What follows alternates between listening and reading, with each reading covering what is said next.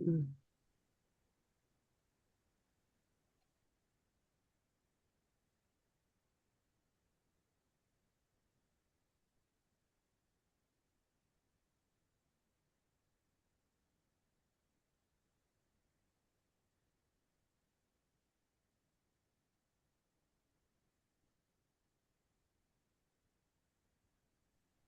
Hola, buenos días, buenas tardes, buenas noches para algunos.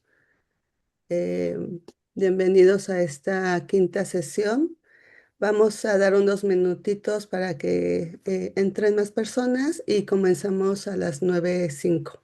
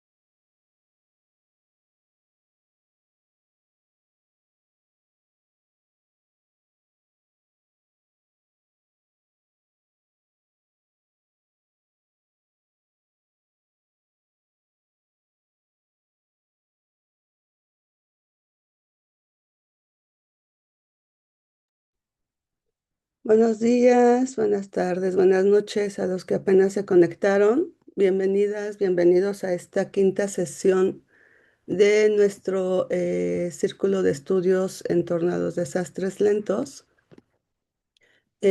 Hoy tenemos dos invitados muy especiales que me gustaría presentar y para comenzar la, pues la conversación, la reflexión que nos trae aquí. eh, Hoy nos acompaña Angélica Palma. Bienvenida, Angélica. Gracias por estar con nosotras en este círculo de estudios. Y bueno, Angélica, voy a presentarte rápidamente, fundadora de Calpol-Itecalco en Milpa Alta, una organización enfocada en el mantenimiento de sistemas agrícolas sustentables, el intercambio de semillas y de saberes. Calpol-Itecalco es una organización transdisciplinaria que trabaja en la investigación y preservación del patrimonio biocultural de las culturas indígenas.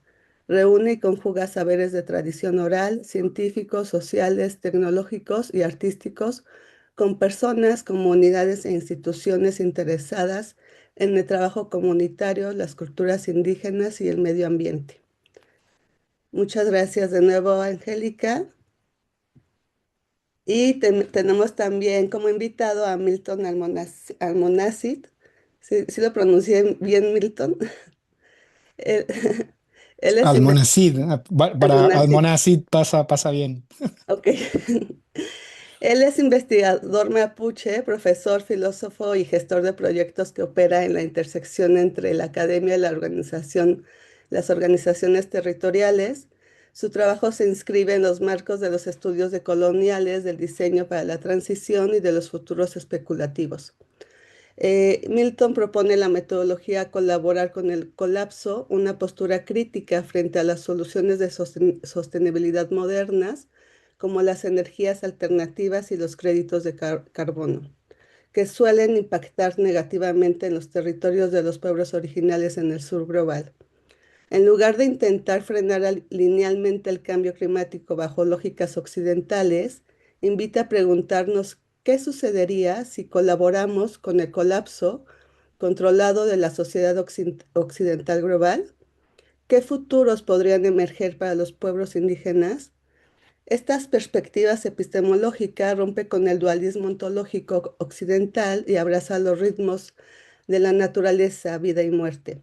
Su objetivo es abrir espacios para la disrupción y creatividad radical, permitiendo que surjan nuevas formas de pensamiento y futuras posibilidades ante la compleja crisis civilizatoria actual. Bienvenido, Milton. Y bueno, para empezar un poco el debate y entender desde dónde están como considerando y pensando sus proyectos, yo les compartí a Angélica y a Milton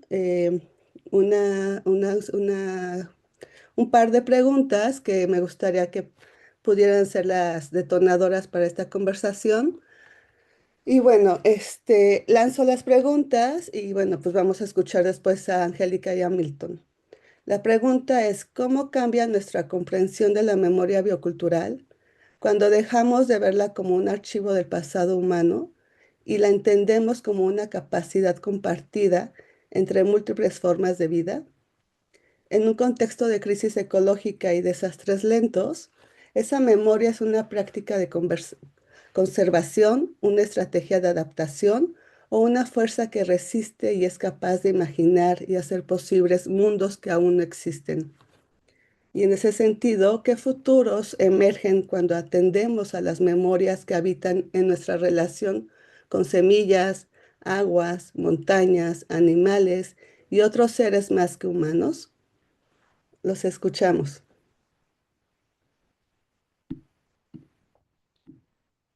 Quien guste comenzar. Angélica, creo que te toca. Eh, sí, está bien. Pues a mí me parece que, pues sí, verlo como un archivo biocultural del pasado, pues es como generalmente nos enseñan desde la escuela, ¿no? Que no es así desde la comunidad y desde la familia. Donde, bueno, en mi caso, ¿no? Que estoy en Milpalta, que es una zona que desde la época mesoamericana es una cultura agrícola que está sentada al sur de la Ciudad de México. Y, pues con esta tradición agrícola, digamos que hay una necesidad de de ser parte de de este pensarse entre, como dices, ¿no? Tenemos una interdependencia entre todos, entre todo lo que hay con esta práctica cultural de la milpa. Quizás para responder, quisiera comentar, dar brevemente el contexto antes de conversar las otras preguntas del lugar. Milpalta se encuentra al sur de la Ciudad de México. La Ciudad de México es una cuenca, la cuenca de México. Lo digo así porque hay que poner el contexto natural del lugar, ¿no? Para situarnos, porque obviamente el territorio nos define. Aquí tenemos Milpalta, que es la zona sur montañosa de la Ciudad de México, bueno, y digamos, está aquí el volcán Teutli, que está a 2.400 metros sobre el nivel. Esta es la parte baja de Milpalta, la parte alta es bosque, 2/3 partes de Milpalta es bosque, y la otra parte es donde están asentados los pueblos y donde es la parte cerril, que es donde se ha desde históricamente destinado para la agricultura. Aquí se ve como ya la mancha urbana está creciendo de una manera muy desorbitada. Y bueno, en ese contexto, pues nosotros, por una parte, pues como dije, ¿no? Respondiendo a la primera pregunta, es ver el patrimonio biocultural como un pasado, de alguna manera es como, como asimilarlo como lo enseñan en la escuela. En la comunidad, que es de origen náhuatl, de donde yo soy milpalta, pues desde niños nos han iniciado en la agricultura de la milpa. Y se empieza jugando y después uno va adquiriendo una responsabilidad, ¿no? Desafortunadamente en este momento, como la lámina que pongo, todo esto ha ido cambiando de una manera muy drástica y está cambiando mucho el estilo de vida, ha habido un montón de crecimiento urbano no planificado, estas prácticas cada vez están desapareciendo, pero para la gente que la continuamos haciendo, es precisamente a través de este sistema de Milpa en donde podemos entender una manera de relacionarnos amablemente con el medio ambiente. Porque la Milpa es una tecnología que fue implementada por los antiguos y se continúa, pero es una tecnología que es para dar vida, ¿no? No es una tecnología violenta. Y además responde como otros sistemas agrícolas en el mundo, como una capacidad, como un reto para abatir el hambre, ¿no? Que es una necesidad intrínseca. Entonces, en ese sentido, creo que es un ejemplo de práctica en donde se entiende todo este universo que es la milpa, que es como es la imitación de un ecosistema en donde conviven animales, plantas, de una manera amable, pero además se produce alimento. Entonces yo lo vería así, ¿no? Como quizás esta cuestión primera de poner el pasado tiende mucho a poner al ser humano al centro, ¿no? Pero estas prácticas nos hacen comprender que estamos interconectados porque precisamente pues se depende de todo, ¿no? Del agua, de todos los ciclos, de la humedad, de los animales, a cada uno cumple un papel, ¿no? Y que además, como digo, se produce alimento, ¿no? Entonces, por eso aquí en esta lámina dice Tonacayot, el sustento, ¿no? De eh, lo que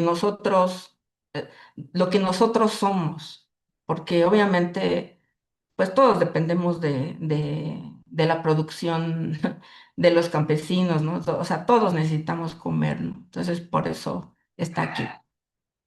Y pues esa sería como un poco comentar la pregunta y ahora le dejo la palabra a Milton.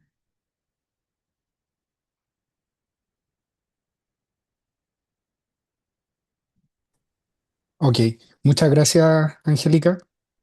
Disculpen, tengo un problema técnico, entonces estoy con el video en un computador y el audio en mi teléfono. Hasta yo me pierdo.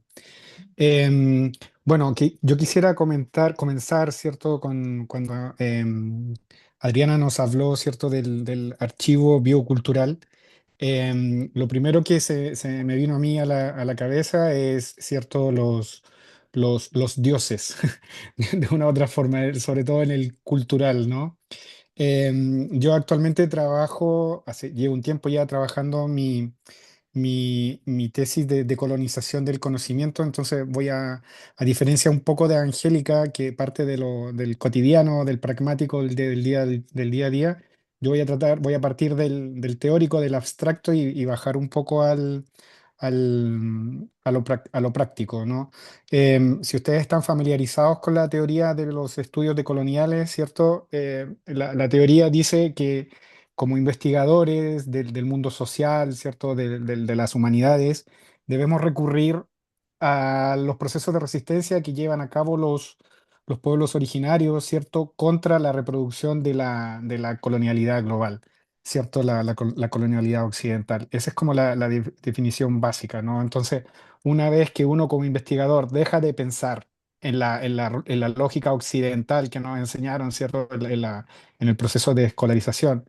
Y se llama, ¿cierto?, el giro epistémico, y uno deja de pensar como occidental y se pone a pensar de acuerdo con por decirlo de la forma, la como visión de los pueblos originarios, ¿cierto? Eso sería un proceso de descolonización. Entonces, en ese sentido, yo formado en una escuela pública chilena en territorio mapuche, valga la redundancia, en Chile, ¿cierto? Después estudié, soy profesor de historia, geografía y ciencias sociales. Entonces, luego de todo un periodo, ¿cierto?, de formarme como profesor y de tener esta mirada, hoy día se llama progresista, ¿no? De un poco de salir del subdesarrollo, ¿cierto? Como que en otras palabras también se puede traducir como salimos de la pobreza, o de la pobreza donde nos subsumieron, ¿cierto? Después del despojo, el despojo colonial. Entonces, en esa reflexión, ¿cierto? ¿Cómo yo puedo producir conocimiento mirando a mis raíces, mirando a mi origen territorial, ¿cierto? Y que pueda servir con el mismo proceso de resistencia de donde yo vengo, ¿cierto? Y no solamente con la academia. Y fue así entonces como yo me inspiré en el proceso de control territorial, se llama en el World Mapu, ¿cierto? World Mapu es el país mapuche, que lo componen un territorio del sur de Chile y del centro sur de Argentina. La actual es centro sur chileno y argentino. eh, 250 años anteriormente eran el Gualmapu, ¿cierto? Así que entonces cuando yo miro al World Maps, este proceso de construcción se llama control territorial, y básicamente, no sé si en México estarán familiarizados, pero es una toma, una ocupación directa del territorio ancestral, hoy en día en manos de latifundistas, en manos de forestales, ¿cierto?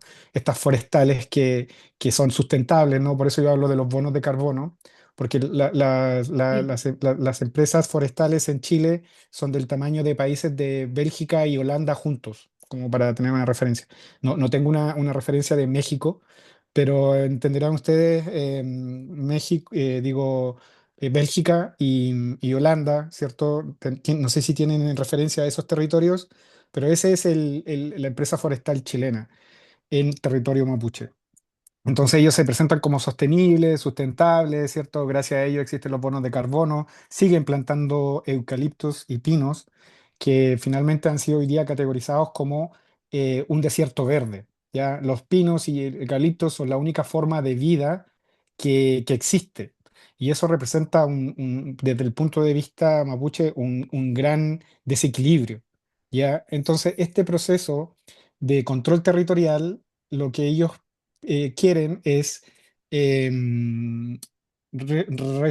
restituir el ASMAPU. El ASMAPU. A ver, aquí tengo un libro que quiero compartirles. Voy a ver si puedo. No, tengo deshabilitado compartir. Les pongo aquí el link del libro, si lo quieren visitar, el ASMAPU. Entonces, el AZ, MAPU, el AS es las características, ¿cierto? Es el mirar, y MAPU es tierra. Entonces, la piedra, como se dice, ¿no? La base filosófica del mapuche es mirar al territorio para comprenderlo, para desde ahí explicarse quién es el mapuche, ¿no? El mapuche es la gente de la tierra. De nuevo, MAPU, tierra, mapuche, che. Entonces, el mapuche mira a la tierra o al territorio, en realidad, al territorio, para para entender de qué va este mundo, qué es lo que es esta realidad. ¿Ya? Entonces, una vez que tú, a través de tu mirada, de tu racionalidad, tú entiendes la naturaleza, tú te transformas en mapuche o de una u otra forma en ser humano. ¿Ya? Cuando tú entiendes esta reproducción de los ciclos de la vida, ¿cierto? En donde la muerte está incluida, y tú te adaptas a este equilibrio, tú te vuelves mapuche. Entonces, básicamente, lo mapuche es reproducir las diferentes o propiciar las diferentes formas de vida que existen en un territorio. Aquí voy a hacer un paréntesis. A diferencia de Angélica, el mapuche no se presenta propiamente tal como un pueblo agricultor. Nosotros decimos, nos transformaron en agricultores luego de la conquista, en el periodo de relaciones coloniales, ¿cierto? Con España primero y luego con el Reino de Chile. Eh, Otro paréntesis, como mapuches resistimos la invasión española, ¿cierto? Pero fuimos conquistados por los chilenos, ya a eso hace 200 años atrás. Entonces, la existencia del Estado chileno en territorio mapuche es reciente, ¿ya? Entonces, como les decía, nosotros no nos consideramos propiamente tal agricultores, somos más cazadores-recolectores, ¿ya? Y bajo ese principio de tú obtienes de la naturaleza lo que tú necesitas para vivir y te adaptas o adapta tu forma de vida a lo que la naturaleza te provee, ¿ya? Entonces, en ese me dio una vuelta larga, pero en esa idea de adaptarte a la naturaleza, de identificar los ciclos de la naturaleza, cómo el territorio funciona, ¿cierto? Y sobre todo también en esta idea de que el proceso de control territorial, ¿cierto? En el cual los mapuches quieren recuperar su territorio ancestral y autogobernarse, ¿no? La autonomía, ellos apelan a al restablecimiento de las mapu, ¿ya? Entonces, cuando tú estás haciendo academia es, ya, ok, quiero colaborar con el ASMAPU. ¿Qué es lo que implica el ASMAPU, no? ¿Qué es lo que implica el restablecimiento del equilibrio? Y ahí entonces mi investigación emergió toda esta dimensión de la muerte, ¿no? Que desde esta cultura occidental la tenemos tan restringida, la evitamos, de la muerte no se habla. Bueno, en México quizás un poco más, ¿no? Pero occidentalmente yo lo llamo que hay una dimensión demasiado pro vida y demasiado en contra de la muerte, ¿no? Que tiene que ver mucho con esta idea del dualismo ontológico occidental en el donde se separan las cosas para poder explicarlas. Ya cuando tú lo separas, ¿cierto? Separas la vida y separas la muerte, o separas la muerte de la vida, te pones muy pro vida, ¿cierto? Por ejemplo, en la academia, hoy tenemos que presentar soluciones que nos permitan, ¿cierto?, superar la problemática medioambiental porque en cierta forma amenaza, ¿cierto?, o supone la desaparición de la humanidad. ¿Ya? Pero si lo vemos desde los lentes de la perspectiva mapuche, o solamente de la perspectiva mapuche, lo que está desapareciendo no es la humanidad, sino que es un sistema, es una civilización que de una u otra forma o bien dicho, ha colonizado muchas civilizaciones y que hoy en día mantiene el territorio mapuche bajo amenaza tanto por los proyectos forestales como los proyectos de energía, de transición energética, ¿no? El litio, el litio, digo, no es tanto en territorio mapuche, en territorio aymara en el norte de Chile, pero que supone la reproducción de esta lógica extractivista que destruye la naturaleza, ¿cierto? Para encontrar soluciones o soluciones sustentables en este sentido, que permitan mejorar la vida desarrollada, la tecnología, ¿cierto? En la vida occidental. Entonces, en ese sentido, ¿cierto? Es donde restablecer el ASMAPU a mí me parece hoy día eh, restablecer el ASMAPU es igual a colaborar con el colapso, pero hoy día me parece como la estrategia más fácil de seguir, por decirlo de alguna forma, y de consecución de los objetivos de los pueblos originarios, toda vez que la civilización occidental ya está en un colapso. Y muchas veces desde las ciencias sociales o de la humanidad, en especial de las occidentales, seguimos hablando de cómo podemos encontrar soluciones, un poco aquí con mucho respeto quiero decir esto, pero futuros alternativos que permitan en cierta forma a la sociedad dominante, a la sociedad occidental, seguir reproduciendo su cotidiano, su día a día, sin transformarlo radicalmente, ¿no? Solo a través de soluciones sustentables basadas en ciencia y tecnología. Entonces, desde esa perspectiva, a mí me parece que, claro, abrir, porque la ciencia también dice, vamos, busquemos en los conocimientos de los pueblos originarios formas de pensar alternativa, ¿cierto?, nuestro futuro. Pero en realidad, además de todo el extractivismo, ¿cierto?, epistémico, cognitivo que implica eso, también es hay una lógica anormal, voy a decir, ¿no? O contranatural, occidental, de no querer morir. Me estoy extendiendo un poquito, pero termino con esto. Hay uno en Colombia, ¿no? Los arhuacos en la Sierra Nevada, ellos tienen un concepto, ¿cierto? Para cuando llegaron los españoles y durante los últimos 500 años, ellos, ¿cierto? Haciendo antropología inversa, miran al español, miran al occidental, ¿cierto? Y ellos lo categorizan, lo estudian, lo observan y lo categorizan como el proyecto de muerte. No sé si alguno de ustedes ha escuchado antes el proyecto de muerte. Y finalmente, el proyecto de muerte es un proyecto que mata, asesina, argumentando de que se está desarrollando, argumentando de que es por la vida, ¿cierto? Y entonces hoy en día todo esto de la sustentabilidad, todo esto de la innovación, de la disrupción que muchas veces propone Occidente, claro, no es más que, disculpen de nuevo la metáfora, los manotazos de ahogado de una civilización que se está desapareciendo o que está en proceso de colapso o que está muriendo, ¿cierto? Pero que no, que asume que su desaparición, su muerte, implica la muerte de todos, ¿ya? Entonces, por eso quiero seguir extrayendo recursos naturales, quiero seguir destruyendo tu territorio para yo salvarme, pero además de matarte, en ese que mueran todos conmigo. Entonces podemos pasar al ámbito psicótico de esa racionalidad, pero voy a llegar hasta aquí para poder seguir fomentando los intercambios. Pero Adriana, esa es un poco la base, me extendí un poquito, di muchas vueltas, pero espero que se haya entendido un poco el mensaje. Gracias. Muchas gracias, Milton. Sí, justo creo que nos gustaría quizás que profundizaran ambos como desde desde esta mirada que nos estás proponiendo, ¿no? De colaborar con el colapso, ¿no? ¿Qué implica eso? Y creo que justo todas las prácticas de resistencia y de conservación que también Angélica genera con su organización Cálculo y Tecalco en torno a a seguir haciendo milpa, ¿no? A crear como estos espacios intergeneracionales, trabajar con los niños, entender que es una práctica que va nutriendo el cuerpo y también como algo que se genera en comunidad.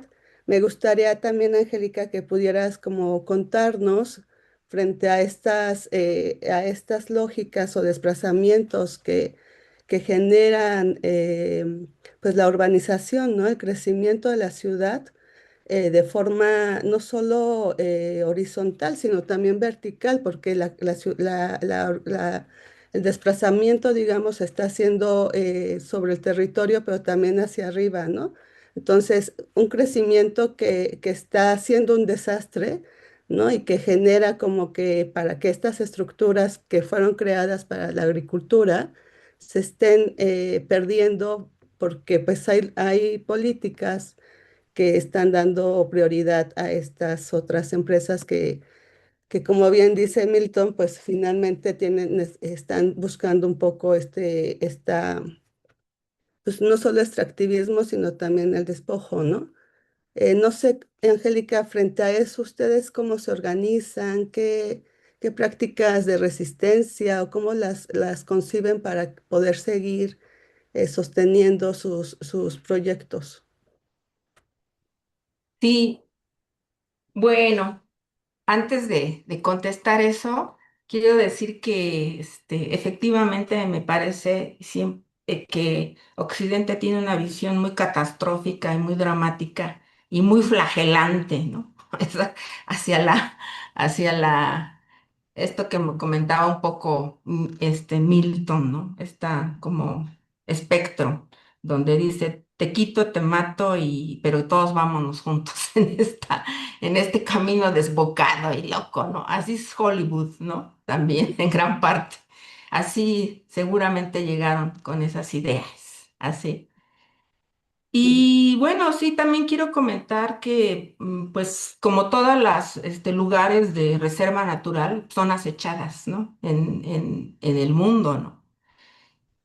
Y generalmente las zonas que están conservadas precisamente permanecen así por este conocimiento ancestral, por estos saberes ancestrales, ¿no? Es el caso de Milpalta, solamente es un reflejo de lo que pasa pues en muchas partes del mundo, ¿no? Milpalta también ha sido muy acechada por compañías papeleras, por intentos de fraccionamiento, por concluir el Arco Sur, campos de golf, etcétera, ¿no?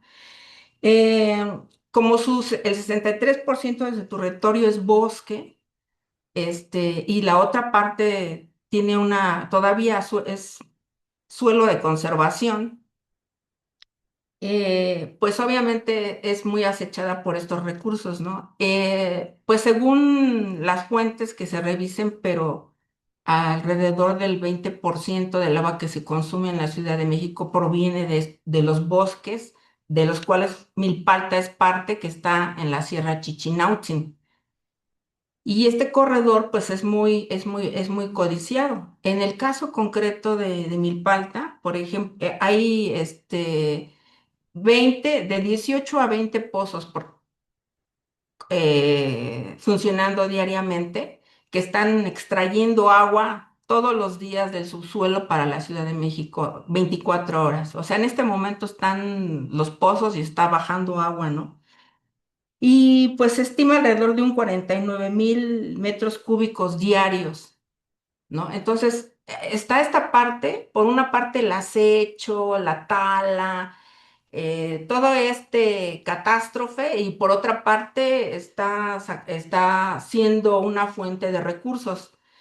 Entonces, es esta ceguera, ¿no? Es algo que definitivamente también al medio ambiente luego se le pone fronteras, ¿no? Yo en este caso digo que Milpalta es fundamental o es esencial para la salud y la vida de la Ciudad de México por todos los recursos naturales que tiene, pero realmente el medio ambiente pues no tiene fronteras, ¿no? Lo que pasa ahí pues va a afectar de una o de otra manera o de una o de otra forma nos involucra a todos. Y bueno, en este contexto pues todavía, digamos, hay una vida que está social o comunitaria más bien que está todavía haciendo frente, ¿no? A estas circunstancias de desastre. Porque aquí todavía hay una vida, a pesar de todo y a pesar de que está siendo abatida por la ciudad de muchas maneras, todavía hay una vida asamblearia en los pueblos. Son 12 pueblos, hay una vida de asamblea y en Milpalta, pues la mayor parte del territorio todavía es comunal, que es un sistema que también se está perdiendo, ¿no? Y que básicamente consiste en que tú heredes una tierra y tú puedes gozarla, pero no venderla. Pero sí hay venta. Cuando se vende, pues se rompe con eso. Y entonces conviven tres situaciones, digamos, de uso de la tierra, ¿no? El comunal, el ejidal y el privado. Y entonces en ese contexto, pues suceden un montón de situaciones y la más es que además de que está este acecho, pues está también que somos parte de la Ciudad de México y un crecimiento urbano imparable.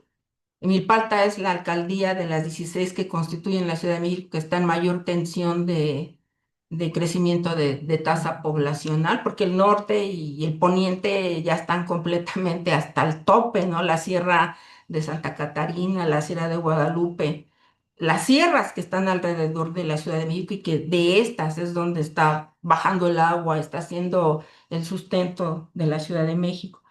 Y entonces nosotros, pues vivimos un tiempo que como ha sido donde se ha dado este parteaguas, ¿no? Especialmente todavía en la generación por ejemplo, la generación de mis abuelos en la época de los 30, todo era así, agricultura.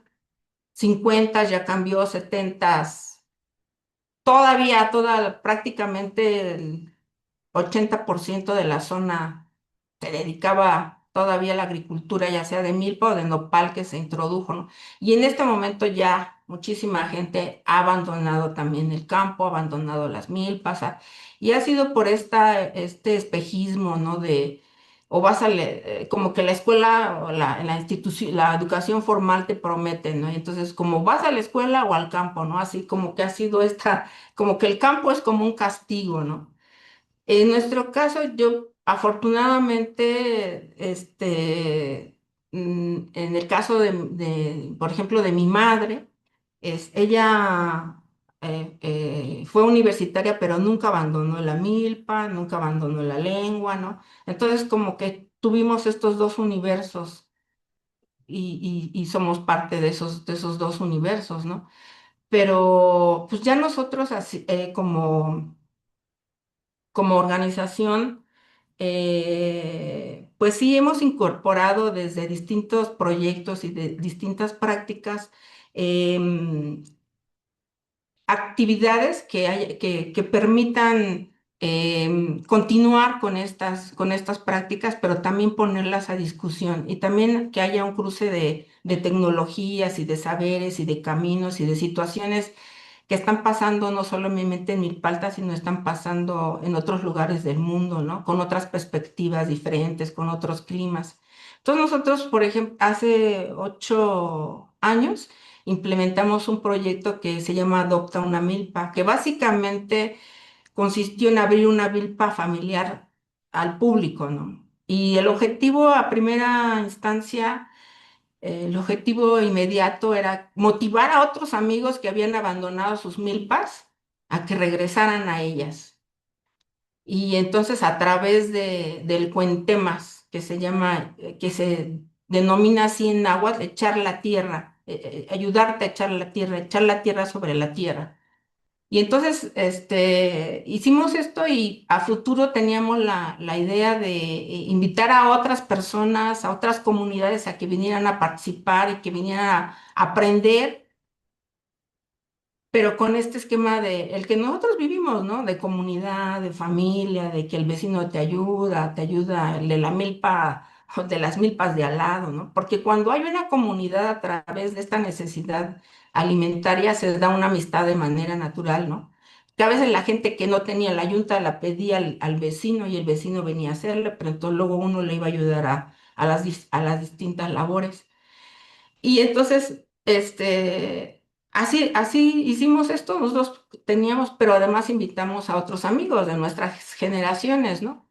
Y fue muy bueno porque sí se motivaron, después de los primeros siglos decían, pues sí, no, si yo tengo también mi terreno abandonado, entonces también lo voy a tratar de recuperar. Y en esa dinámica, pues han sucedido cosas, positivas alrededor pues de la recuperación de esto. Y para mí, esa es la forma más clara y más concreta de entender de esta interdependencia, ¿no? Porque yo lo vi con mis papás, con mis abuelos y mis padres lo viví así de que si hacía un viento espantoso se iba a tirar el maíz completamente y se iba a perder, o si llovía mucho, o si no llovía, ¿no? Entonces, por eso también, por ejemplo, mi madre todavía practicando este pedimento, ¿no? Que es pues muy nahua, es muy de pedir que te vaya bien, que la tierra, que el ciclo sea favorable, de pedirle al agua, a las entidades, ¿no? Pero también esta parte que decía, que hablaba Milton, ¿no? O sea, yo eso lo he escuchado de mi familia y lo he visto y esta parte, por ejemplo, de el tiempo de lluvias y el tiempo de secas, ¿no? O sea, hay como dos estaciones así, que no es primavera, otoño, invierno, es como el tiempo de lluvias y el tiempo de secas, muy marcadas en los ciclos naturales, pero también la parte de secas es muy importante, ¿no? Es la parte donde ya la planta está seca, pero no está muerta, ¿no? O sea, porque está la semilla y la semilla es la que va a regenerar. ahí es donde está la semilla y hay una regeneración, ¿no? De los ciclos y de la vida. Entonces, y definitivamente incorporar a las juventudes y a las infancias es como fundamental, porque pues no necesariamente, pero luego también ya hay como muchos prejuicios de otras comunidades, ya pero por ejemplo, bueno, lo digo así porque cuando uno es niño de manera natural se va involucrando, ¿no? En este cuidado, o más bien va siendo parte de este medio ambiente y se va entendiendo así. Y lo digo así porque ahorita, por ejemplo, en el mundo hay un parteaguas generacional de donde viene la comida, ¿no? De los campesinos, de toda esta comunidad, que generalmente la mayor parte que tiene los saberes es gente ya adulta y cada vez hay menos jóvenes y hay menos niños. Entonces yo creo que involucrarlos es fundamental, no solamente para, para tener un ambiente, un medio, o sea, conservar y continuar con este medio ambiente, sino también para, para las personas que participamos, ¿no? Para nuestra vida, porque es lo que nos permite como ver y entender la vida de otra manera. Entonces, este, pues sí, esa es como parte de las del trabajo, de las acciones que hemos realizado para esto, Adriana, y todos los que están. Muchas gracias, Angélica. Pues sí, o sea, es como muy inspirador también escucharte y saber que hay esas, que pues estás haciendo un trabajo de, pues yo no diría de conservación, sino como que justo más bien de entender cómo estos territorios pueden seguir como pensándose y habitándose a partir de esta cosmovisión, ¿no? Que pues tú heredaste y que estás heredando en este momento a través de la práctica y de los haceres.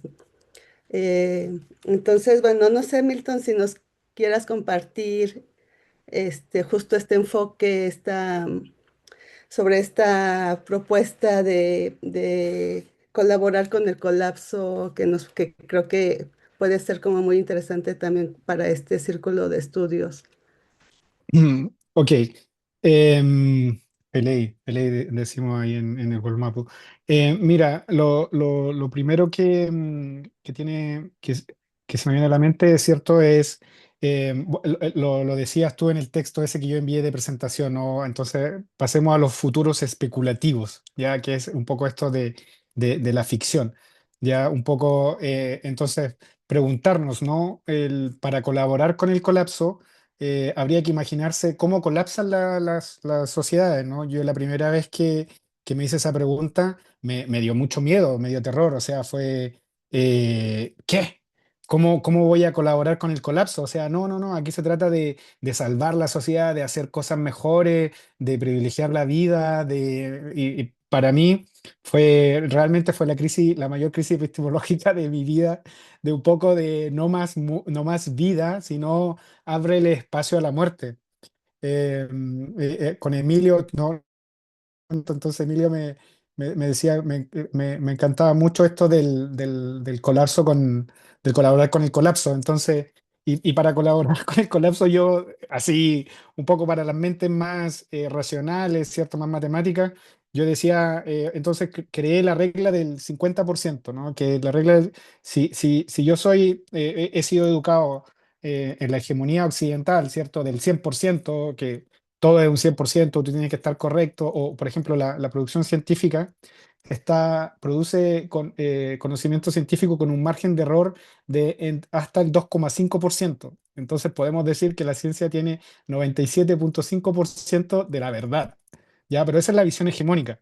Entonces, para reducirlo a lo que corresponde, yo digo que, o de acuerdo a las MAPU, ¿no? A esta lógica de los equilibrios, uno debería estar 50% correcto y 50% erróneo. Entonces eso te permitiría ver el opuesto de tu discurso, de tu pensamiento, y eso genera el equilibrio, ¿no? Entonces 50% vida, 50% muerte. Entonces, o la ciencia debería producir un conocimiento que esté 50% correcto y 50% erróneo, sobre todo para desmantelar su posición hegemónica y pasar a ser un poco más coexistencial con otro tipo de conocimiento. Pero bueno, mira, para colaborar con el colapso, yo me imaginé el colapso primero del Imperio Romano, ¿no? Como el Imperio Romano, como profesor de historia, bien occidentalizado, ¿cierto? Ustedes entenderán.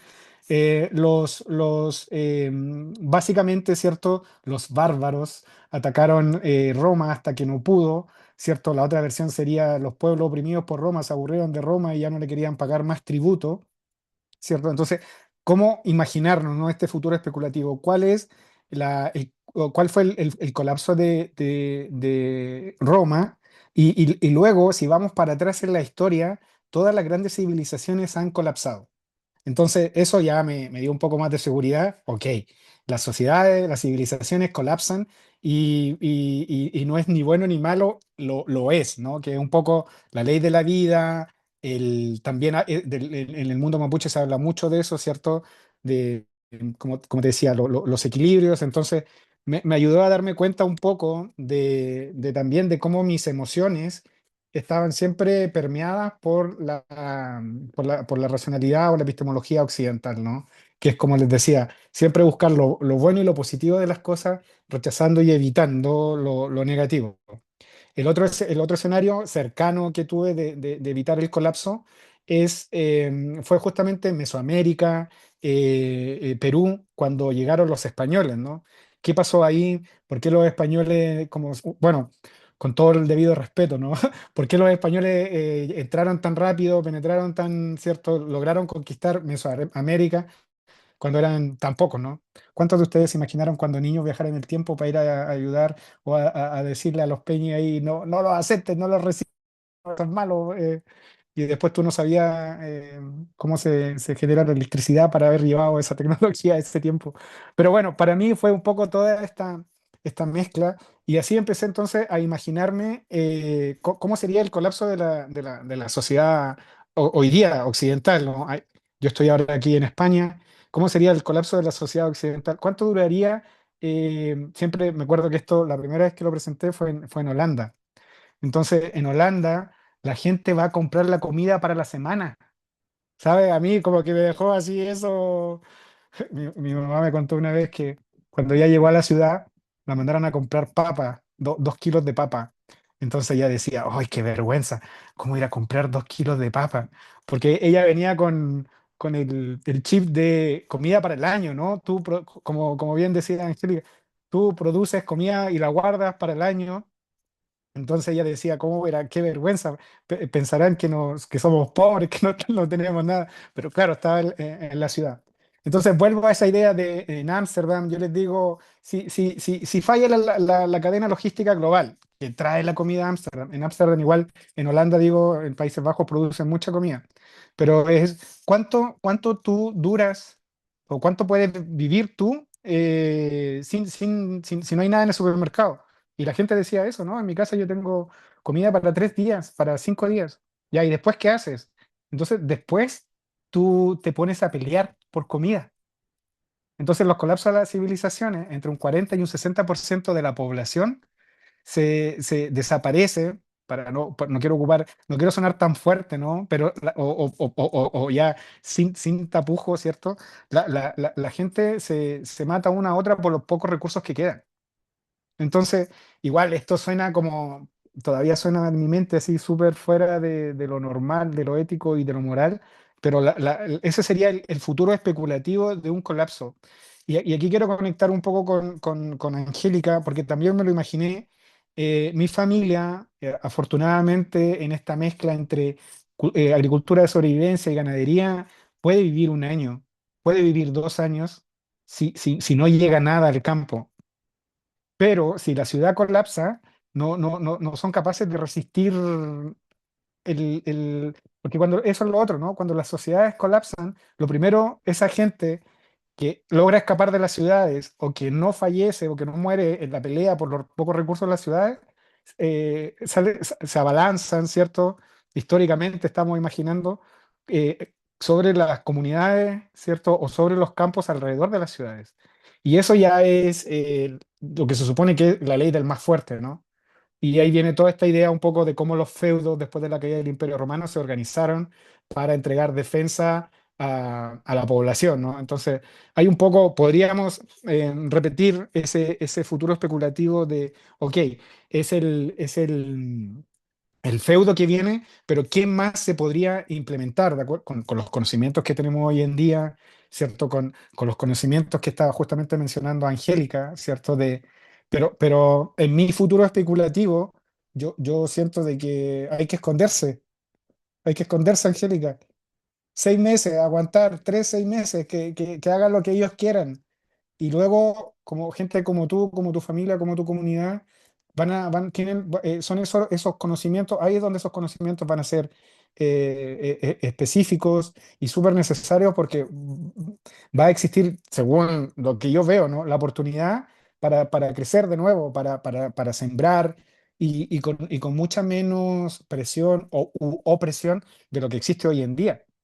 Pero imagínate Ciudad de México sin agua, sin alimento, ¿qué van a hacer? ¿A dónde van?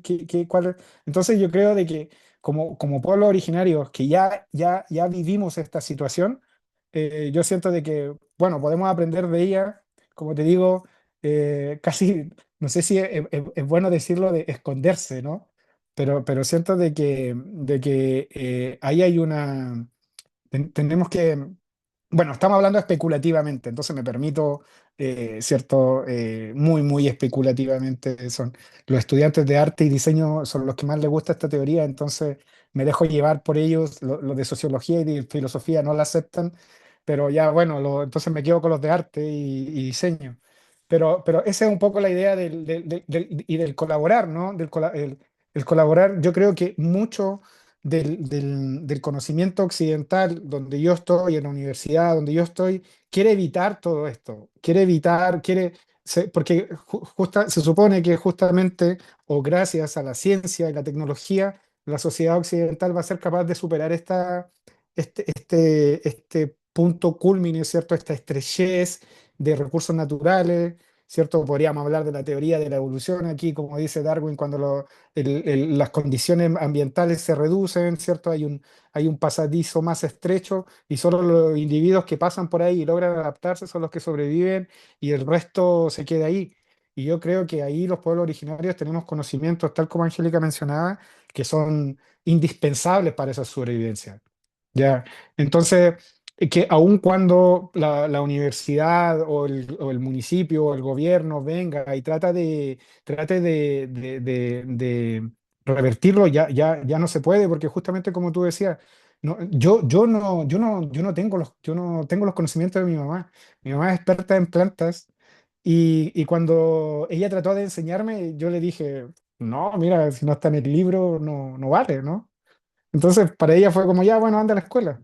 Si no quieres aprender aquí en casa. Y tuve que llegar a la universidad, tuve que llegar a Europa para darme cuenta de que, wow, era por el otro lado, ¿no? Es como, estaba un poco, no, no, bueno, colonizado. O yo digo ahora, me engañaron. Entonces, el colaborar con el colapso, vuelvo a insistir, se trata o sea, si lo vemos de la perspectiva de nuevo, del ASMAPU, de los ciclos, ¿no? Ciclosidad, ¿cierto? Podemos ver cómo otras civilizaciones colapsaron y cómo los pueblos que se mantuvieron a su margen, que en un inicio o durante esa civilización fue un imperio, fueron oprimidos y después fueron ellos los que, el ciclo de la vida, ¿no? Pudieron ocupar el nicho, como dicen en ecología, ¿cierto? De la especie que desapareció y así poder seguir desarrollándose. Entonces, esto de colaborar con el colapso, yo, para terminar, para redondear de nuevo el ciclo, Adriana, yo hago clases de esto aquí en Europa, entonces le digo a los estudiantes que hoy en día es mucho más fácil dejar caer esta sociedad con los problemas que tiene que tratar ¿cómo decir?, de repararla, ¿ya? Es más fácil dejarla caer, es un edificio con una falla estructural, con varias fallas estructurales. Y tenemos cuánto queda de la biodiversidad o de recursos naturales en el planeta, de lo que existía, un 10%, un 15%, y queremos seguir invirtiendo esos recursos naturales, aparte de destruir esos territorios donde están, queremos seguirlo en esta loca carrera por el desarrollo de tecnología en el cual están ahora, ¿no? Inteligencia artificial, servidores en el espacio, ¿me entiendes? Y eso, claro, esa va a ser una vía, pero vuelvo, insisto, desde la mirada histórica, esa posibilidad tiene más más probabilidades de colapsar que de concretarse. Entonces, el colaborar con el colapso tiene que ver cómo identificamos qué es lo que nosotros queremos rescatar, mantener, ¿cierto? Y qué es lo que dejamos caer. ¿Ya? Y ahora voy a pasar un poco a la geopolítica global con esto de la guerra en Irán, ¿cierto? Con ¿cómo por decirlo de alguna forma? Em, el, el, yo me escucho bien. Sí, me escuchan bien, ¿cierto? Sí, Sí, sí, me te salió un escuchamos. mensaje, se me salió un mensaje aquí. Entonces, imagínense, es como Estados Unidos, ¿no? Estados Unidos debe 330 y no sé cuántas veces lo que produce anualmente.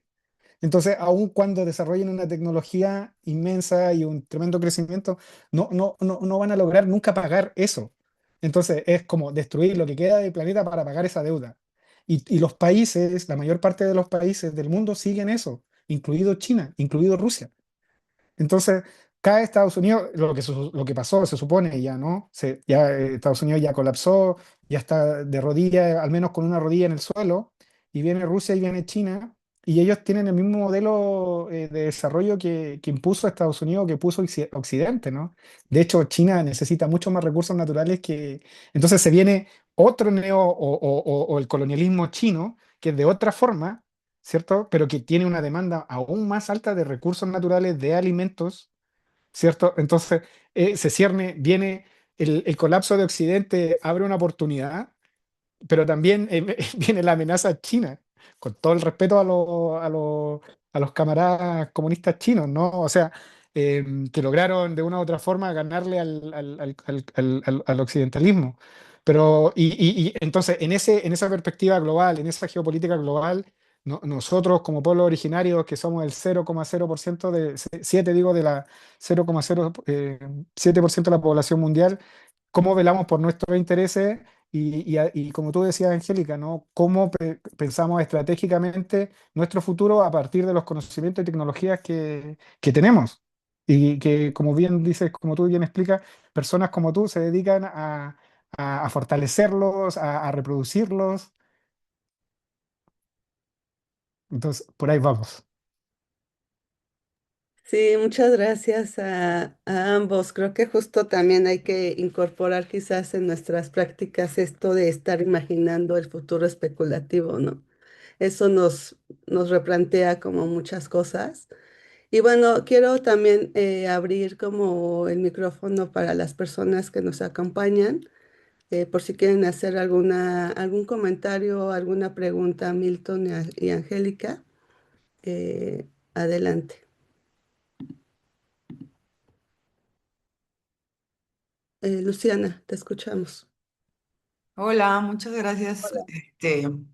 Bueno, muchas gracias por todo esto a todos. Ujú.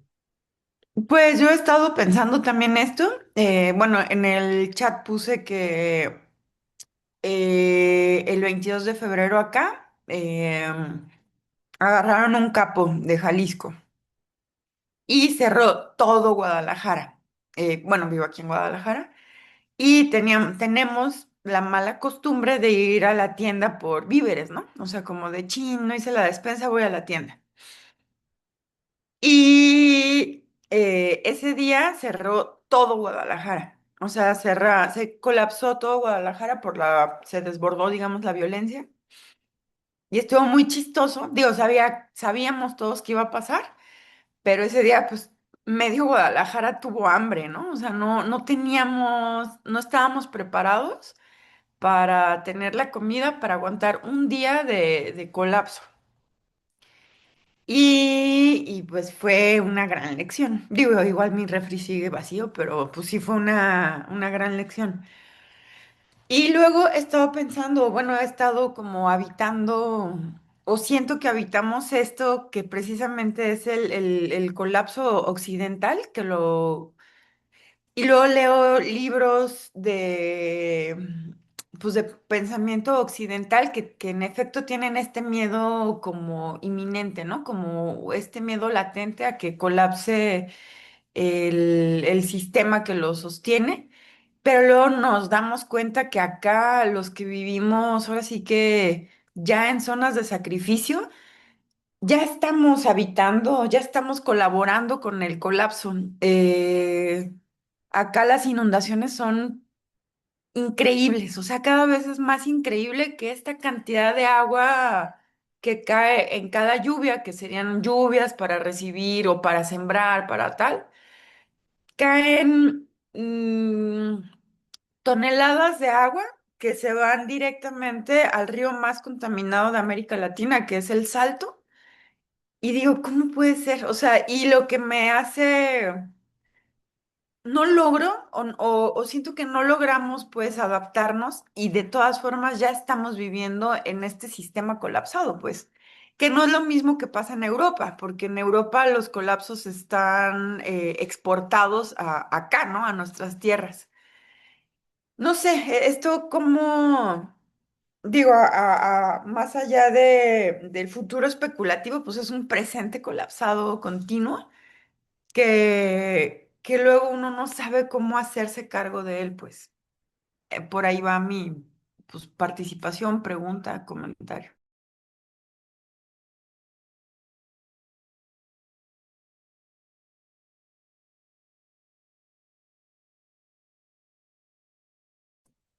Sí, solo un poco para precisar ese comentario que acaba de hacer Luciana.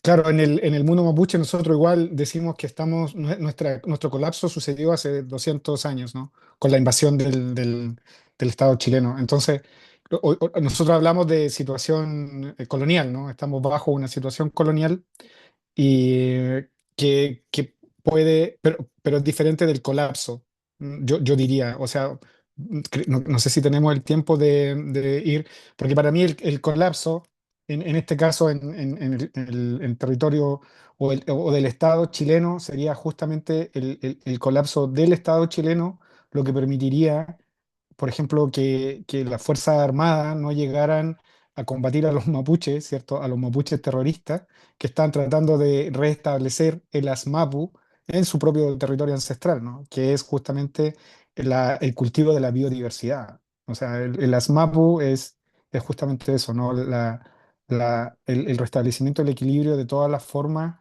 diversas de vida que existen en un territorio. Entonces, eso, claro, estamos, pero tampoco, bueno, entiendo lo que explica Luciana, ¿no? De la realidad de su territorio, el cotidiano que ella mencionó.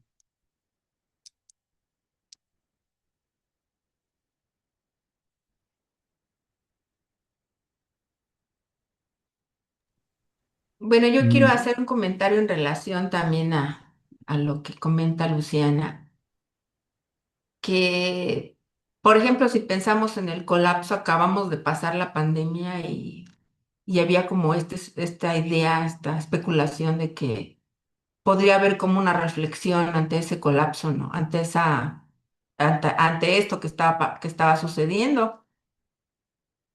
Y tal vez algunos pensábamos que algunas cosas iban a suceder de otra forma, ¿no? Pero no fue así. Pasó y todo continuó con la misma dinámica, ¿no? A pesar de todas las muertes, a pesar de todo este colapso humanitario. Entonces yo creo que es importante repensar qué tan fuerte es o sea, como decía Milton, ¿no?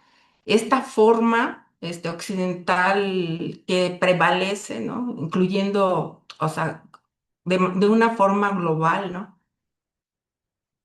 Que está basada en el consumo, ¿no? Y ese consumo es el que nos hace otra vez, ¿no? A pesar de esta situación que hubo, pues ya pasó y otra vez es lo mismo, ¿no?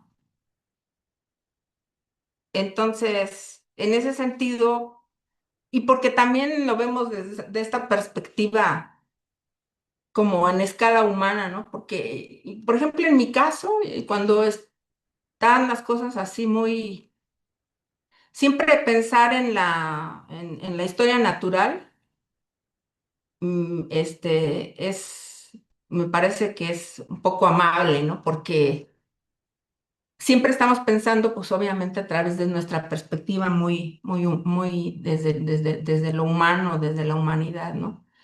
Pero, por ejemplo, si pensamos en los dinosaurios, y ellos habitaron el planeta por alrededor de 150 millones de años, y la humanidad no lleva ni uno. Entonces, pues la vida yo creo que va a seguir, aunque tal vez ya no estemos nosotros en esta cuestión de la de lo catastrófico, ¿no?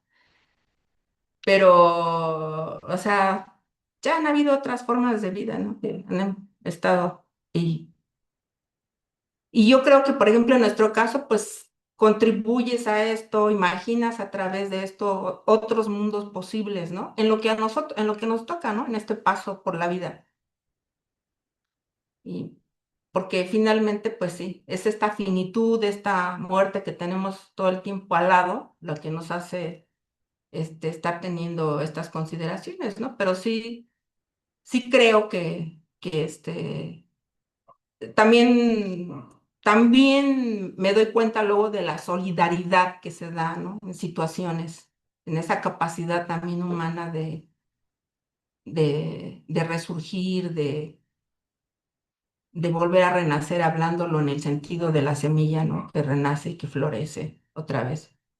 Y yo creo que un ejercicio muy bueno que todos deberíamos, o que creo que es muy bueno, eh, es es precisamente tener a cargo algo, a tener a cargo un pequeño cultivo, ¿no? Para relacionarnos con eso, aunque sea un tomate en la casa, y verlo crecer y verlo cómo está dependiendo del agua del sol, o cómo se va secando, cómo ya se murió, o cómo ya volvió a renacer, ¿no?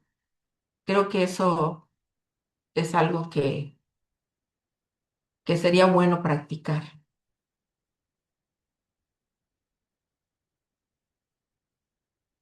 Mariana, adelante, te escuchamos. Hola, gracias. Pues es sobre el comentario de Angélica. Justamente durante COVID creo que muchas tuvimos pues como esta inocente idea de que muchas cosas iban a cambiar, ¿no? De que iba a haber como una reflexión pues mucho más aguda que nos llevara a la acción. Y a nosotras pues nos impactó varias cosas. La primera es que estando en ese momento estábamos en Cancún. Y el hecho de estar en una ciudad que no tiene industria, que depende del turismo, bueno, un turismo colapsado y absolutamente nada de ingresos, pues nos dimos cuenta de que todo era muy frágil, ¿no? O sea, gente que ganaba muchísimo dinero, gente que trabajaba con ellos, que la brecha era súper amplia de salarios, o sea, alguien que gana el salario mínimo en los hoteles, alguien que es gerente en los hoteles, ¿no? Brechas de 80, 50, 100,000 pesos entre uno y otro, pues todos estaban lavando carros para poder tener como el mínimo que necesitas para tu despensa, ¿no? Recibiendo ayudas sociales. Entonces, eso nos hizo darnos cuenta a la comarca, a esta pequeña sociedad de Cancún, como bastante bien delimitada, que pues todo es muy frágil, ¿no? Y la proveeduría de alimentos, porque bueno, al Cancún no producir y depender de Tlaxcala, de Puebla, de Chiapas, de Yucatán, pues nos dimos cuenta que estaban priorizando el suministro de alimentos y eso pues nos puso en conflicto a todos, ¿no? Dándonos cuenta que efectivamente pues no producimos el mínimo, ¿no? O nada. Y a las personas que nos dedicamos a la producción de alimentos, pues nos dimos cuenta también, digo, en mi caso es una escala muy pequeña, pero nos dimos cuenta de que el Estado no dejó que separara la producción en diferentes campos a mediana o gran escala de diferentes productos. Eh, estaba, estaba pues las Fuerzas Armadas a cargo de que no se parara la producción y la gente no podía salir. Había mucha gente que se quedó en los sitios de producción y eso abrió las conversaciones en comunidad de este lado, de que pues realmente no solo las personas que producimos en el campo no tenemos respeto, sino que además no somos realmente dueñas de nuestro propio ejercicio y de nuestros propios territorios, ¿no? Porque en un conflicto como el de COVID, pues vamos a estar obligadas a producir para poder satisfacer la necesidad de la población, ¿no? Entonces no solo somos necesarias, sino que no tenemos el derecho pleno sobre lo que hacemos y nuestros territorios. Y eso fue algo bastante difícil de darnos cuenta y bastante difícil de darnos cuenta de que además de toda la situación, aún después de COVID, seguimos sin tener ese, digamos, esos ejes de comercialización y también ese respeto por lo que hacemos. Y eso es muy fuerte. Entonces, ahorita lo que menciona Angélica de esa sensibilización para todas las personas que no estamos involucradas en el campo, de aunque tengas una tomatera, aunque tengas unos chiles, para que te des cuenta de que pues dependes de los ritmos naturales, dependes, aunque le pongas fertilizantes, dependes de que la semilla se vuelva una plántula después de trasplantar, de que sea efectiva, de abonar, de que dependes del agua, el tiempo, la tierra, el clima ideal sí tiene un efecto, solo que creo que no está como todavía muy engrasada la dinámica de que la gente se quiera involucrar. Creo que hay como pequeñas semillas. Creo que hay gente que lo promovemos por diferentes razones, pero la realidad es que estos dos fenómenos, o sea, darnos cuenta de la posible falta de alimentos en Cancún y que abrieran más estas oportunidades como para vincularse con el campo, nosotras a nivel hiperlocal sí vimos un cambio, pero a nivel macro seguimos viendo que todo sigue igual.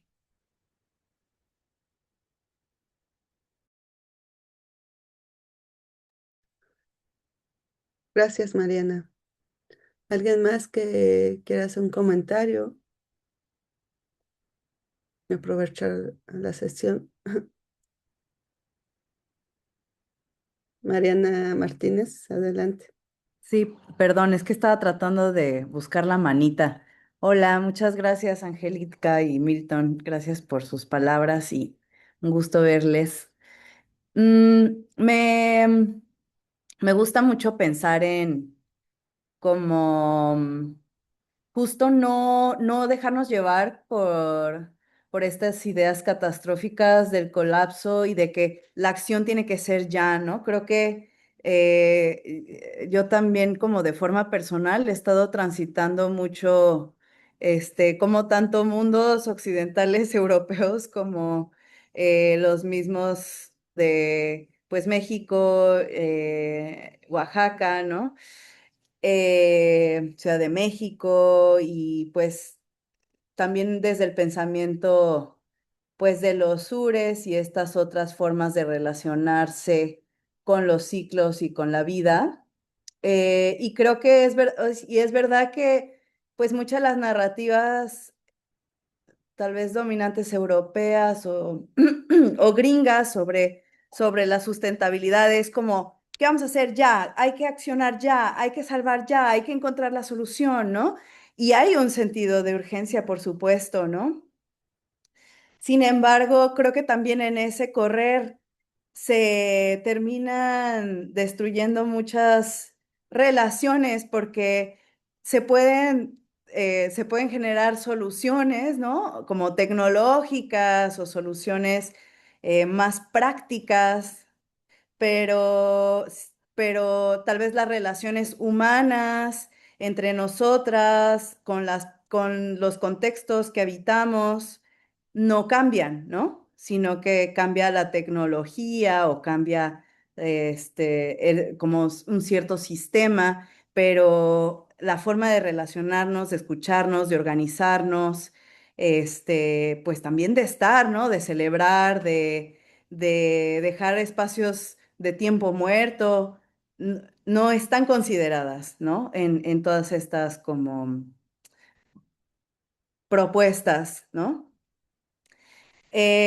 Pero bueno, yo les escucho y pues también ustedes mismos proponen, ¿no? Como qué tipo de acciones tal vez nos vinculan más a otras formas pues que han existido y que siguen existiendo en los territorios que habitamos, que se oponen a esta visión como más tecnocrática o más práctica, digamos, de nuestra vida en esta tierra. Em, y eso, ¿no? Pues la siembra, el ver crecer nuestros propios alimentos o el especular. Y no sé, me pregunto cómo sería, digamos, o sea, me pregunto cuál son también ciertas acciones como tanto de imaginación como de práctica para pensarnos en este momento desde esos espacios, de esos pensamientos de los sures, ¿no? Sin esa forma de querer como resolver las cosas, sin estar enfocados en resultados tecnocráticos, también al aceptar como nuestra propia muerte, pero digamos, siempre, bueno, es una cosa muy personal, ¿no? Me pregunto, cuál es mi posición ante esto, ¿no? Acciono, genero espacios, aprendo de estas cosas, tal vez también como una persona que creció en la Ciudad de México, que pues tiene sus propias dinámicas, que no me considero yo misma como parte de una comunidad indígena, aunque mis abuelos sí fueron indígenas. O sea, ¿cuál es mi posición ante todo esto y qué tipo de acciones puedo tomar, ¿no? Para ayudar de alguna manera a sostener esas relaciones o a dejar morir lo que no, lo que tiene que morir, ¿no? Eh, Tal vez es una pregunta así como casi como de confesionario, así de qué hago. Pero bueno, em, sí. Hacia dónde podemos como virar nuestros esfuerzos, ¿no? O nuestras miradas, o nuestras acciones, nuestras energías también. Es algo que me pregunto y bueno, pues no se tiene que contestar al 100%, pero digamos desde este tema biocultural, pero y también desde el tema de especulación, tal vez hay algunas acciones como o eh, acciones o rituales o cosas más cotidianas que una puede tomar en cuenta también. No sé si puedan acompañar mi pregunta o alguien más del círculo.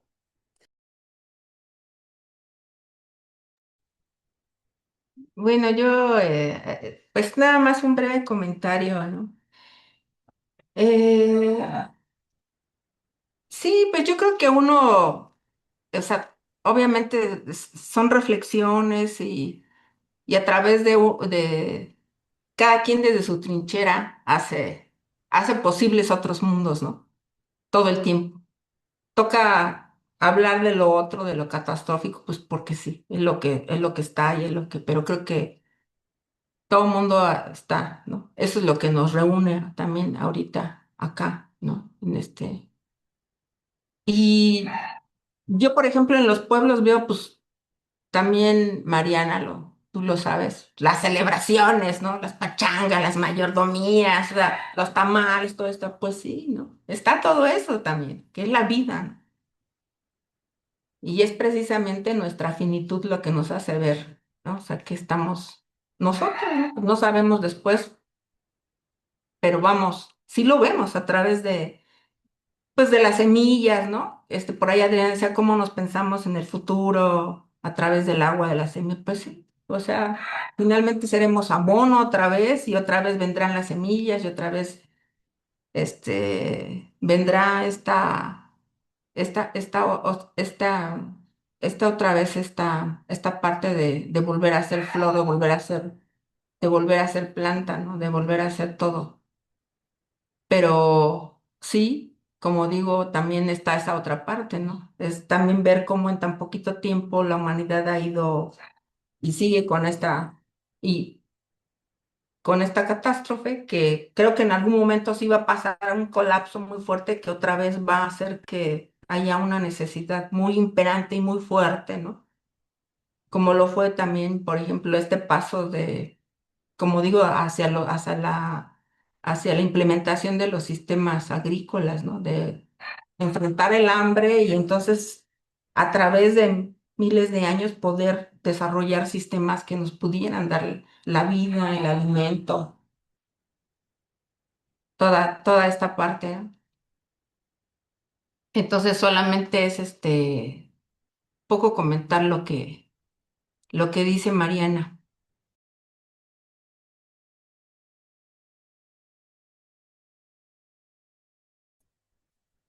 Sí, sí, Mariana, yo creo que tenemos que desarrollar otros futuros especulativos para encontrar solución a lo que tú estás mencionando, ¿no? Pero claro, de mi parte, una de las cosas que siempre hago, uno de los ejercicios, ¿no? En esto de abrir el pensamiento como profesor, ¿cierto? Esta idea de eh, con- congelar la deuda, ¿no? Para mí, es como democráticamente decidimos que nadie más paga las deudas hasta que no nos bajemos de este carro economicista, ¿cierto? Que explica la realidad solo a partir de términos economicistas, ¿no?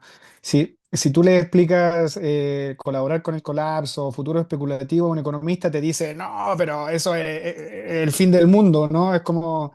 Pero justamente el modelo económico que nos plantean como racional, como lógico, como nosotros los parámetros a través de los cuales tenemos que medir el desarrollo de nuestras vidas, de nuestros países, es aún más irracional, ¿no? Pero para ellos no cuenta, es como, entonces, pero si volvemos a eso, claro, bajar la velocidad, bajar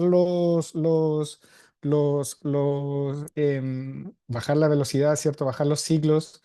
Con todo esto de la guerra en Irán, ¿cierto? Habían diferentes podcasts, ¿no? Explicando cuáles son las calorías que aporta el consumo de petróleo a la economía, ¿cierto? Y la relación entre consumo de petróleo y PIB, ¿no? Mientras más petróleo consumas, mayor es tu PIB, Producto Interno Bruto, ¿cierto? De cada país. Entonces, desde mi lógica súper racional y súper eficiente, ¿cierto? La oportunidad es que se acabe el petróleo. Entonces, cuando se acabe el petróleo, vamos a tener el real colapso, ¿cierto? De 100 a 10.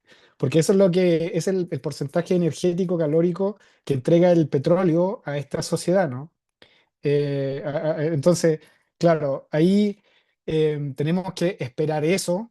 Se supone que las reservas de Venezuela no sé hasta dónde llegan, pero se supone que ya hemos ocupado más de la mitad del petróleo que hay disponible en el planeta. Así, y eso lo tienen súper escondido y no, pero es un recurso súper finito. Pero en una sociedad en donde, imagínate, la medicina está basada en petróleo.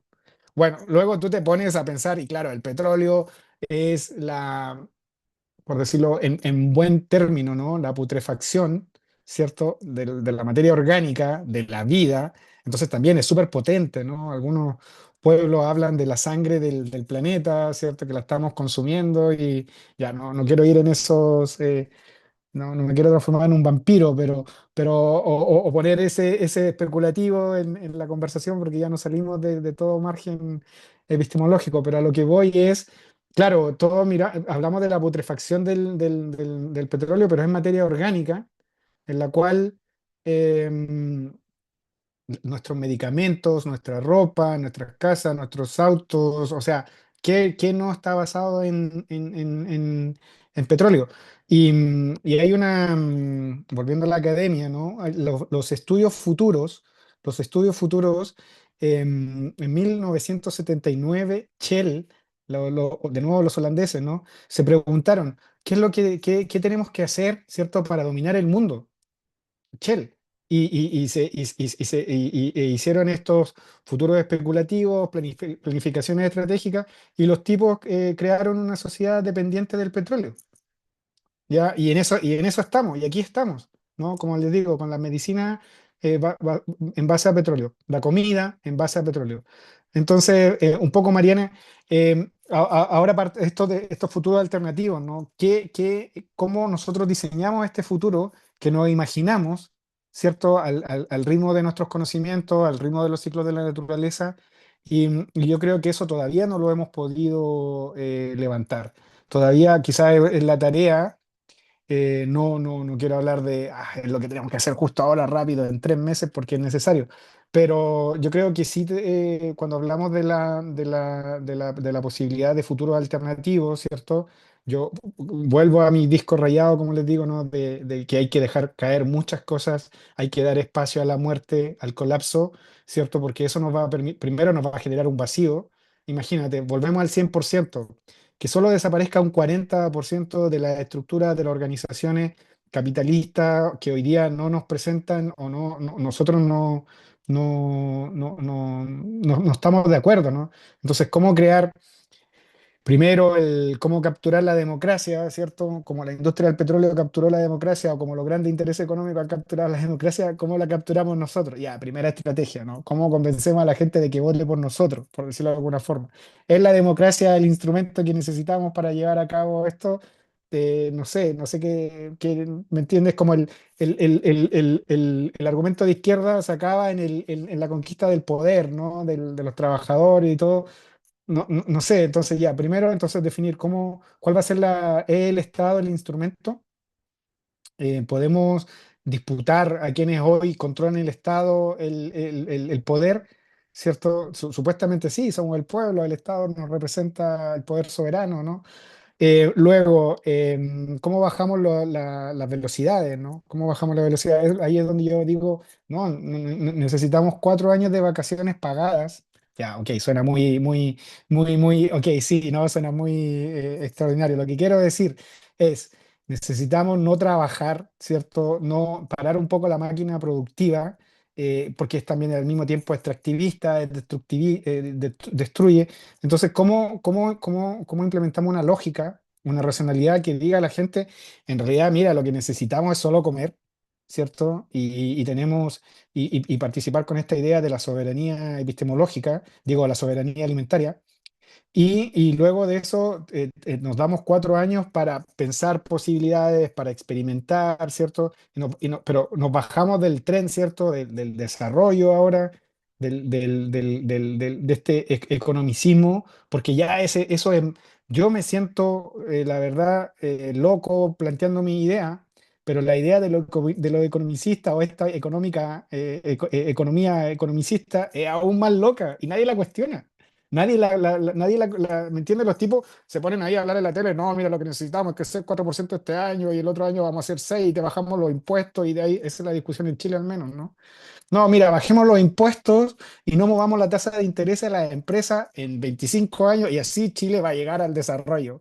Y es como, güey, eso ya no funciona. Eso funcionó en los 70 porque hubo una dictadura, ¿cierto? Porque lo impusieron de Chicago y eran los tipos inteligentes, pero no nos puedes venir como decimos en Chile, a vender de nuevo el mismo cuento.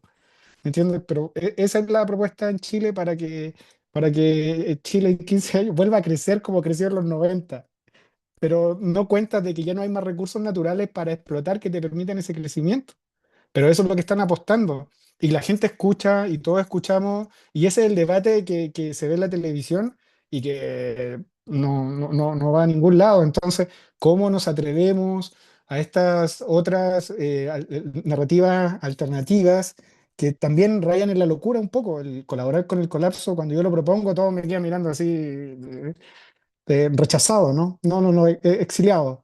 Pero si vamos un poquito al fondo, te das cuenta de que lo que nos están proponiendo y que hemos aceptado como normal, porque viene de la escuela, no sé, la universidad, Harvard, y entonces como lo aceptamos sin dimensionar la locura que eso implica. Entonces, como te digo, Mariana, si quieres nos proponemos 4 años de vacaciones, como te lo expliqué, y ahí vamos viendo cuáles son, porque ahí es donde la creatividad comienza, ahí es donde la disrupción, la gente aburrida, ¿no? ¿Qué hago? Oye, no voy a trabajar en 4 años. Ya, súper bien. A las 2 semanas la gente no sabe qué hacer, va a empezar a inventar cosas. Oye, ¿qué, ¿me entiendes? O sea, la gente que odia su trabajo, pero a las 2 semanas o ya, o al mes, ¿qué hago? Oye, llámame, estoy disponible, ¿qué te ayudo? Angélica, ¿para qué necesitas? ¿Cuántas mil patas disponibles tienes? O sea, dime, tengo amigos que no. Entonces, yo creo que imaginarnos, por muy gracioso y lo pongo en términos de humor, pero empezar a filtrar así las grietas de la narrativa hegemónica que no tiene sentido tampoco. O sea, ¿cómo nos aprovechamos nosotros o ustedes en un círculo de reflexión, ¿cierto? Que están haciéndose estas preguntas. O sea, también debo considerar de que estoy invitado a este grupo. O sea, un gran honor, ¿no? De personas que se juntan a pensar acerca de este tipo de cosas. Así que, no sé, me siento de que estoy en el grupo correcto planteando las ideas correctas. Adriana. Sí, muchas gracias, Milton. Creo que sí nos merecemos tiempos para repensar todo lo que estamos haciendo y en ese sentido también apostaría por unas merecidas vacaciones, pero creo que al mismo tiempo estamos haciendo o pensando en esos futuros, ¿no? Y bueno, aquí Noé nos dice, es importante saber a qué nos referimos con colapso, también identificar qué es lo que colapsa y además dimensionar el colapso. El colapso no implica muerte, tampoco miedo, pues es todo, pues esto deviene de un pensamiento catastrofista y un extremo, y es bueno que colapse un pensamiento o idea catastrofista. Bueno, pues yo más bien me quedo con esta idea que también nos comparte Angélica y Milton, ¿no? De pues qué queremos rescatar, mantener y qué queremos dejar caer, ¿no? Como cuestionarnos desde lo que hacemos también, ¿no? La forma en cómo nos relacionamos. Entonces creo que desde ahí podemos, ya el hecho de que esté en nuestro pensamiento, todas estos cuestionamientos, creo que ya por ahí podemos empezar. Y bueno, agradecerles, Milton, Angélica, por acompañarnos en esta última sesión. El siguiente, bueno, es un como anuncio, el siguiente viernes 26 de junio, de 9 a 10:30, es nuestra sesión de cierre para que puedan también acompañarnos los que han estado participando en este círculo de estudios. Y bueno, pues por ahora esta sesión se termina y espero que, bueno, pues nos vayamos con estas preguntas y otras, ¿no? Muchas gracias a todos y a todas. Muchas gracias. Muchas gracias. Gracias. Gracias. Gracias, buen día.